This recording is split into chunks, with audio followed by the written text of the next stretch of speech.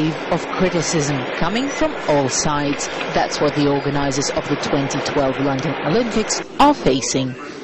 The Parliamentary Public Accounts Committee has released a report on Olympic spending, its first since Olympic Minister Tassa Jowell admitted the price tag has risen to £9.3 billion, or $18.5 billion. 4 years ago, the government said the cost to the taxpayer would be only £4 billion.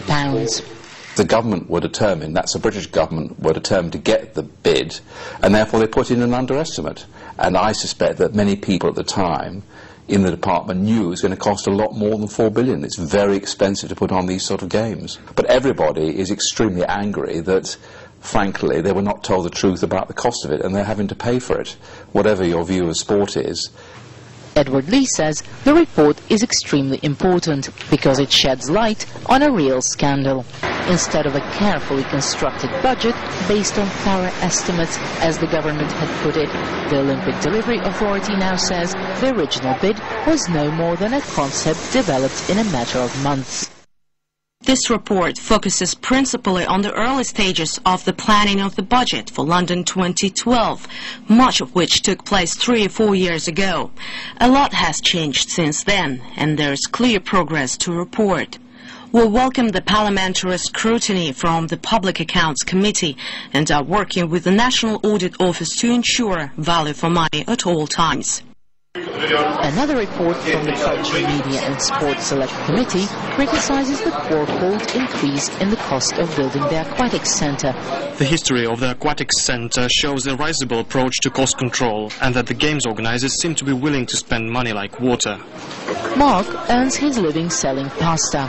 It is his and many other taxpayers' money that is meant to cater for the government's Olympic ambitions. But I think it's ridiculous the amount that we're expected to pay for.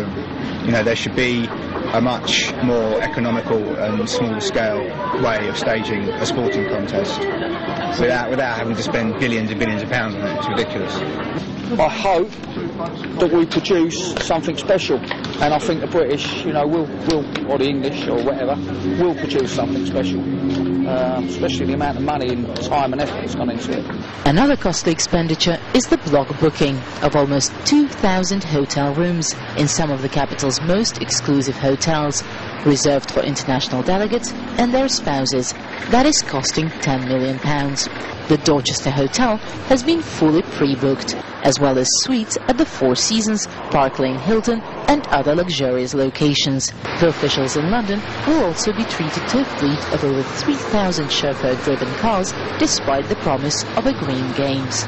The cars will glide through traffic-free London, reaching the Olympic site within 20 minutes, something rarely possible on a normal day in London. But it seems that these unprecedented preparations and splashing out on luxury aren't going down too well with most Londoners. And with another 4 years to go until the Games, nobody can guarantee that costs will not spiral even higher. Daria Peshkova, Russia Today, London.